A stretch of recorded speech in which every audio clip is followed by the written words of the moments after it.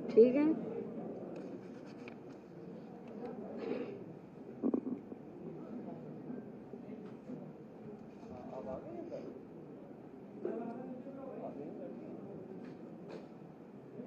Media बंधुओं,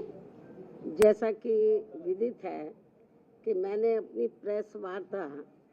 दिनांक 4 अगस्त 2024 में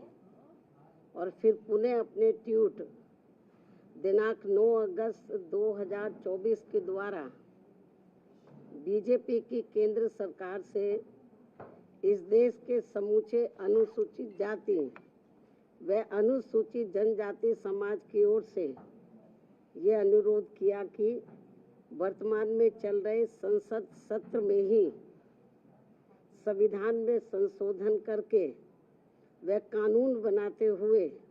देवेंद्र सिंह बनाम पंजाब राज्य के केस में माननीय सुप्रीम कोर्ट के दिनांक 1 अगस्त 2024 के आए निर्णय में, जिसमें कि SC व ST वर्गों को आरक्षण देते समय क्रीमी लेयर लागू करने तथा इन वर्गों के लोगों का उप वर्गीकरण यानी कि सब क्लासिफिकेशन करके समूचे आरक्षण को ही इनके समूचे आरक्षण को एक प्रकार से खत्म कर दिया गया है, अर्थात निष्प्रभावी बना दिया गया है। इसके संबंध में अपनी बात रखी थी। इसी विषय पर कल दिनांक 9 अगस्त 2024 को टेलीविज़न के चैनलों में ये दर्शाया गया कि बीजेपी के SC व ST के सभी सांसद माननीय प्रधानमंत्री जी से मिले हैं और उन्होंने भी प्रधानमंत्री जी को माननीय सुप्रीम कोर्ट के इस निर्णय से आरक्षण खत्म होने की स्थिति उत्पन्न हो गई है, इससे अवगत कराया, जिस पर माननीय प्रधानमंत्री जी ने उन्हें ये आश्वासन दिया कि SC व ST वर्गों के आरक्षण में क्रीमी लेयर तथा उनका उप वर्गीकरण नहीं होने दिया जाएगा, इस पर गौर किया जाएगा। प्रधानमंत्री जी द्वारा अपने सांसदों को दिए गए इस आश्वासन के बारे में कई न्यूज़ चैनल पर प्रसारण होने पर फिर मैंने कल ही दिनांक 9 अगस्त 2024 को एक ट्वीट करते हुए कहा कि जो ये आश्वासन दिया गया है, अगर वो पूरा किया जाता है तो इसका हमारी पार्टी स्वागत करेगी। तथा इसी ट्वीट में मैंने ये भी कहा कि परंतु इस आश्वासन को तो तभी पूरा किया जा सकता है जब केंद्र सरकार वर्तमान में चल रहे संसद सत्र में ही एक संविधान संशोधन विधेयक लाकर माननीय सुप्रीम कोर्ट के इस निर्णय को निष्प्रभावी बनाते हुए ये प्रावधान लाती है कि SC एवं ST वर्गों के आरक्षण के लिए इन जातियों को कभी भी उप वर्गीकृत नहीं किया जा सकेगा तथा इन पर क्रीमी लेयर भी लागू नहीं होने दिया जाएगा। और साथ ही मैंने ये भी कहा कि आज इस मामले में विषम स्थिति उत्पन्न ही ना होती अगर केंद्र सरकार ने अपने अटॉर्नी जनरल के माध्यम से माननीय सुप्रीम कोर्ट के समक्ष SC व ST समाज के उप वर्गीकरण एवं क्रीमी लेयर के पक्ष में जोरदारी से अपने कथन न रखे होते। यदि उन्होंने ठीक ढंग से पैरवी की होती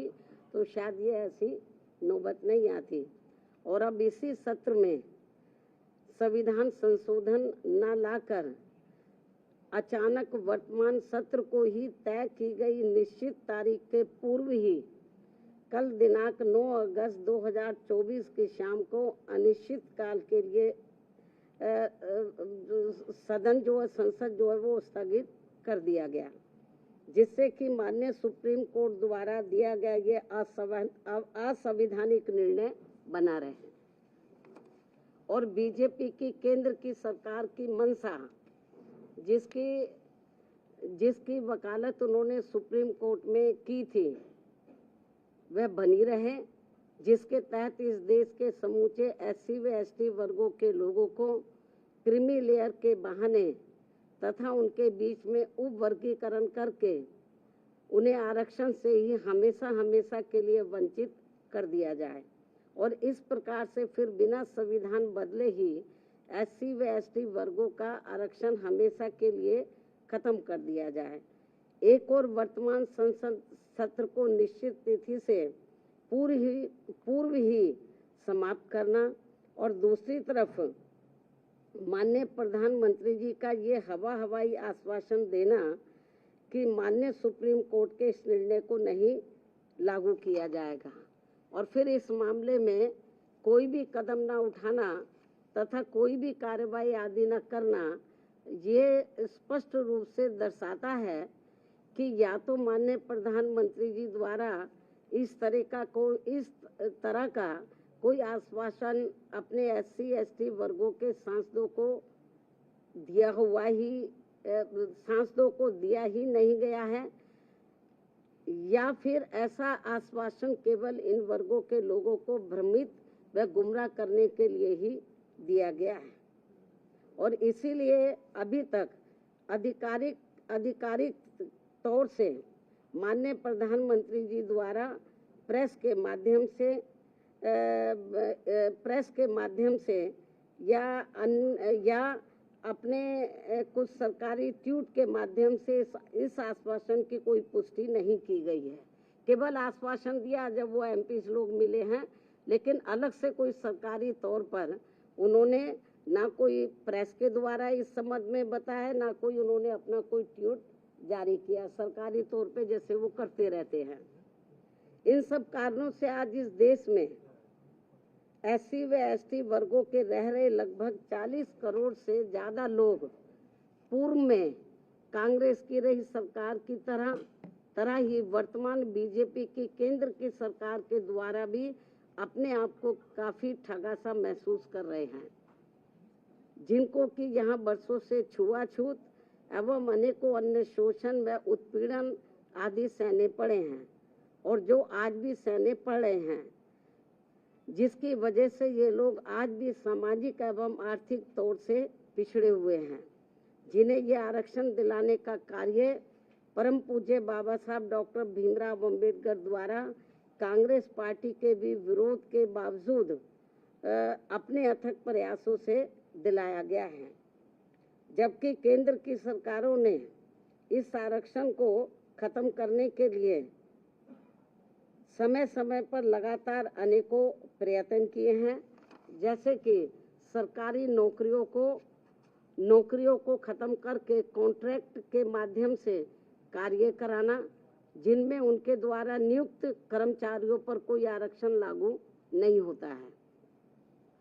सरकारी उपक्रमों अर्थात संस्थानों को निजी हाथों में बेचकर उनमें मिल रही लाखों की संख्या में नौकरियां, जिसमें एससी व एसटी वर्गों को भी आरक्षण उपलब्ध था, वो भी खत्म कर देना। लाखों की संख्या में पदों को खाली करना। देश में लाखों पद जो कि एससी व एसटी वर्गों के लिए आरक्षित थे, उन्हें सालों से खाली रखना और बाद में उन्हें समाप्त करके सामान्य वर्ग को दे देना। पदोन्नति में आरक्षण के लाभ से एससी व एसटी वर्गों के कर्मचारियों को पहले ही माननीय सुप्रीम कोर्ट के एक पूर्व निर्णय जो कि नागराज के केस में दिया गया था, उसके तहत खत्म कर दिया गया था तथा जिस निर्णय को निष्प्रभावी बनाने के लिए संसद में संवैधानिक संशोधन विधेयक बीएसपी के अथक प्रयासों से राज्यसभा में तो पारित हो गया था, परंतु उसके बाद वह लोकसभा में आज तक भी पास करने के लिए नहीं लाया गया है। और ये वही बिल है जिसको कि समाजवादी पार्टी ने अपने सांसदों के द्वारा कांग्रेस एवं बीजेपी के साथ मिलकर संसद के अंदर ही फाड़ दिया था और अब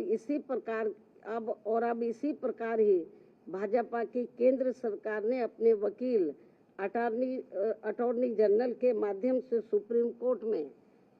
उप वर्गीकरण और क्रीमी लेयर के पक्ष में गलत दलीलें दिलवाई थी, जिसकी वजह से ही नागराज के निर्णय की तरह दविंदर सिंह बनाम पंजाब राज्य के केस में भी माननीय सुप्रीम कोर्ट द्वारा दिनांक 1 अगस्त 2024 को आरक्षण के विरुद्ध निर्णय दिया गया है, जिसका सीधा असर ये होने वाला है कि अब संपूर्ण SC व ST वर्गों को आरक्षण प्राप्त नहीं हो सकेगा,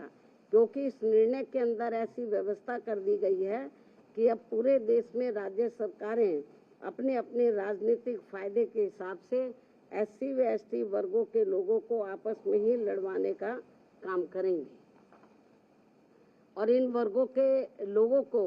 जीवन भर कोर्ट कचहरी के ही चक्कर लगाने के लिए मजबूर कर देगी और फिर अंत में इनके सभी आरक्षित पद खाली पड़े रहने के कारण या तो ये पद खत्म कर दिए जाएंगे, अन्यथा इन्हें सामान्य वर्ग को ही दे दिया जाएगा। ऐसे में मेरी इस देश के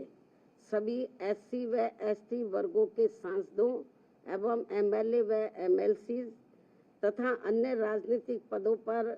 बैठे लोगों से भी, चाहे वो किसी भी पार्टी से चुनकर आए हों, उन सभी से ये कहना है कि ये लोग बीजेपी, कांग्रेस, समाजवादी पार्टी, आम आदमी पार्टी व अन्य पार्टियों की भी SC व ST वर्गों के आरक्षण के विरुद्ध उनकी नीयत व सोच से जरूर सजग हो जाएं, सचेत रहें और अपने मूलभूत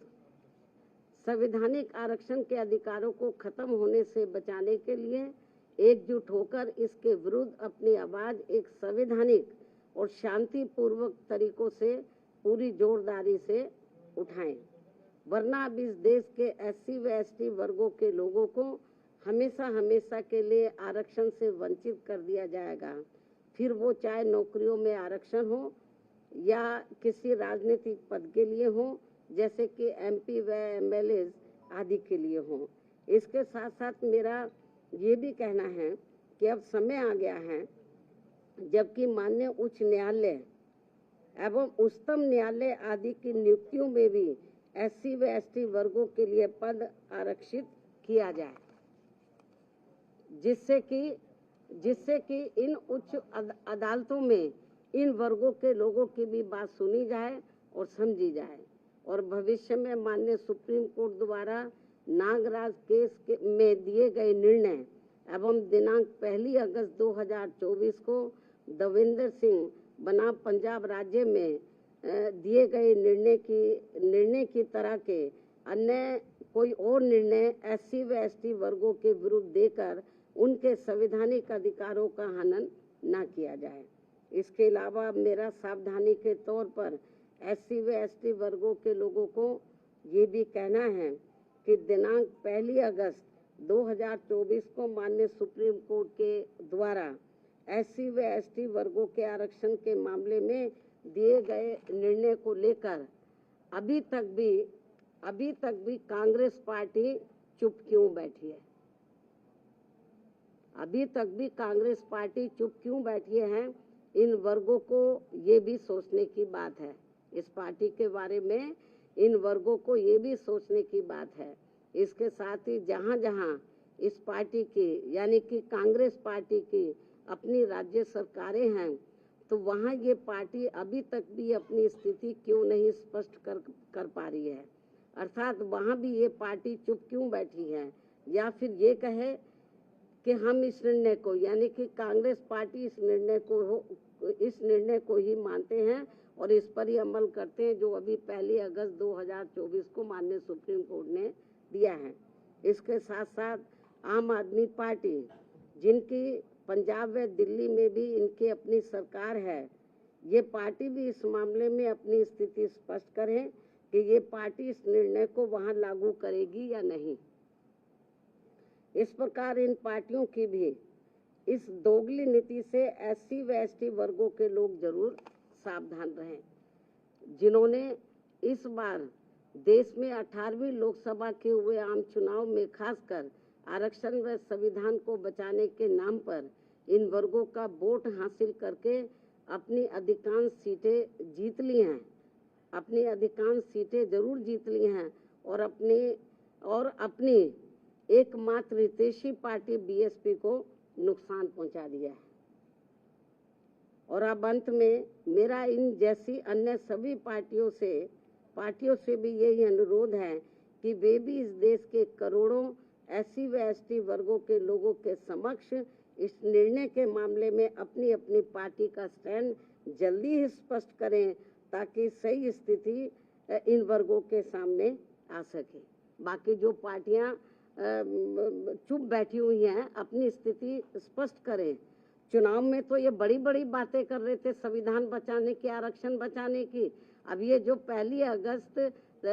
को जो अभी रिसेंटली अभी जो निर्णय आया है, उस निर्णय पर तो अब ये संविधान नहीं दिखा रहे किसी को। अब ये आरक्षण की बात नहीं कर रहे हैं कांग्रेस पार्टी एंड कंपनी के लोग और भी पार्टियों के लोग, तो अभी नहीं ये संविधान की बात करे, ना इनके आरक्षण की बात कर रहे। तो इसलिए मेरा यही कहना है इन सभी पार्टियों से, चाहे बीजेपी है, कांग्रेस है, केवल आश्वासन देने से, बीजेपी की ओर से आश्वासन आया, माननीय प्रधानमंत्री जी द्वारा केवल आश्वासन आया है, आश्वासन से काम नहीं चलेगा। इन लोगों को SC ST वर्गों को जो इस फैसले से, इस निर्णय से नुकसान हो रहा है, तो उस पर वो अपना सही स्टैंड ले। और ये कोई केवल आश्वासन से या गौर करने से, माननीय प्रधानमंत्री जी ने जो कहा है कि हम गौर करेंगे, आश्वासन दिया, उससे काम नहीं चलेगा। इसका बड़ा भारी नुकसान इन वर्गों के लोगों को हो रहा है। बेहतर तो यही होता कि कल जो इन्होंने 2-3 दिन पहले ही संसद के दोनों सत्र जो इन्होंने अनिश्चित काल के लिए स्थगित कर दिए हैं, बेहतर यही होता कि इसको ये अनिश्चित काल की बजाय तो ये थोड़े समय इसको ये नहीं करते, इसको कंटिन्यू रखते और 5-6 दिन के बाद पूरी तैयारी करके तो ये संशोधन विधेयक को ये पार्लियामेंट में इस मामले को लेकर पार्लियामेंट में संशोधन विधेयक ये लाते, लेकिन नहीं लाए। तो इसलिए मेरा माननीय प्रधानमंत्री जी से भी यही कहना है कि यदि आपकी समय से पहले हाउस बुला लेते हैं तो आप कभी भी हाउस बुला सकते हैं, अपनी तैयारी करें। और ये जो 1 अगस्त 2024 को जो माननीय सुप्रीम कोर्ट का निर्णय आया है, तो इस निर्णय को निष्प्रभावी बनाएं, हाउस बुलाएं मतलब, और मालूम भी पड़ जाएगा कि हाउस में सभी दलों का क्या स्टैंड है। और मुझे क्या लगता है कि ये इनको जल्दी करना चाहिए, ये ठीक नहीं है। वरना जिन राज्यों में अब राज्यों में जल्दी ही विधानसभा के आम चुनाव होने वाले हैं, तो इन वर्गों के लोग न बीजेपी को माफ करेंगे, न कांग्रेस को, न अन्य पार्टियों को माफ करेंगे, क्योंकि इन्होंने इस बार जो 18वीं लोकसभा के आम चुनाव हुए हैं उसमें इन वर्गों के लोगों के साथ बड़ा विश्वासघात किया, धोखा दिया है। इनको कहा कि हम संविधान बचाएंगे, आरक्षण आपका खत्म हो जाएगा। अब ये चुप क्यों हैं? अब ये लोग चुप क्यों हैं? तो लेकिन इससे साफ जाहिर है, ना ये संविधान को बचाने वाले हैं, ना आरक्षण को बचाने वाले हैं। अब ये समझ में नहीं आ रहा आरक्षण को लेकर, ये जो संविधान को दिखाते घूम रहे थे सभी पार्टियों के लोग, अब क्यों नहीं संविधान को दिखा रहे हैं? अब क्यों नहीं आरक्षण की बात कर रहे हैं कि इनका आरक्षण जो निष्प्रभावी हो गया है, तो इसको प्रभावी बनाने के लिए इनको पार्लियामेंट का सत्र जल्दी ही इसको क्लियर करनी चाहिए और बाकी पार्टियों को भी अपना स्टैंड क्लियर करना चाहिए, क्योंकि ये कुछ जरूरी बातें कहने के लिए मैंने आज आप लोगों को तकलीफ दी है। हालांकि इससे भी मैंने पहले प्रेस बुलाई थी, लेकिन अब जो हालात जो स्थिति सामने आ रही है, कल मैंने ट्वीट भी किया, लेकिन ट्वीट में सारी बातें नहीं आ सकती हैं, ट्वीट में सारी बातें नहीं आ सकती है। इसलिए फिर मैंने सोचा कि मैं मीडिया बंधुओं के समक्ष जाकर अपनी पार्टी की सही स्थिति आप लोगों के सामने इस संबंध में रखूं, इसलिए आज मैंने आप लोगों को तकलीफ दी है। इन्हीं जरूरी बातों के साथ अब मैं अपनी बात यहीं समाप्त करती हूँ। धन्यवाद। जय भीम व जय भारत।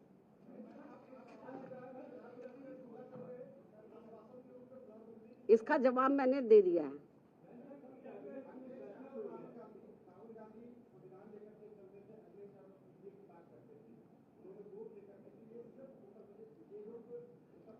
इसका भी जवाब मैंने दे दिया है, इसका जवाब दे दिया है। जाति जनगणना को लेकर हमने एक बार नहीं अनेकों बार कहा है कि केंद्र की सरकार की ये जिम्मेवारी बनती है। काफी बहुत पहले राष्ट्रीय जातीय जनगणना हुई थी देश में, लेकिन बरसों बीत गए हैं। अब केंद्र की सरकार की जिम्मेवारी बनती है, ये मामला राज्यों के ऊपर न छोड़कर केंद्र की सरकार अपनी जिम्मेवारी समझे और इसकी राष्ट्रीय स्तर पर जातीय जनगणना होनी चाहिए।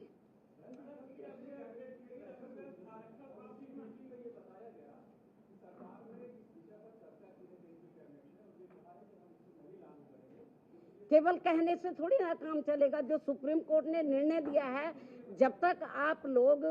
पार्लियामेंट का सत्र जल्दी नहीं बुलाएंगे और इसके ऊपर संशोधन विधेयक नहीं लाएंगे, उसको पास नहीं कराएंगे, तो माननीय सुप्रीम कोर्ट का जो निर्णय 1 अगस्त को आया वो इम्प्लीमेंट रहेगा तब तक। तो जब तक तो बहुत नुकसान हो जाएगा इन वर्गों के लोगों को। हाँ,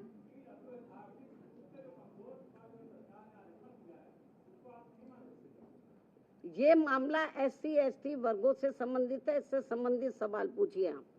ठीक है, धन्यवाद। अरे छोड़ो, आप क्या जया बच्चन मतलब इतना इम्पोर्टेंट मामला है, देश के करोड़ों SC ST वर्गों के हितों का मामला है।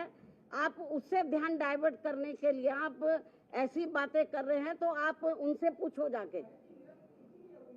अब आप लोगों के लिए जल पानी का या लंच का जो भी अरेंजमेंट किया है, पिछली बार तो के लिए हम आपसे माफी चाहते हैं, क्योंकि समय बहुत कम था, तो हम आपकी खिदमत ज्यादा नहीं कर सके। लेकिन मैं तो बहुत कम प्रेस बुलाती हूँ, आप लोग सोचते हैं बहन जी जल्दी जल्दी नहीं बुलाती। ठीक है, धन्यवाद।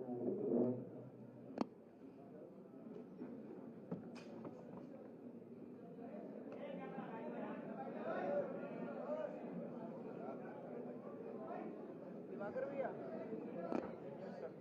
भैया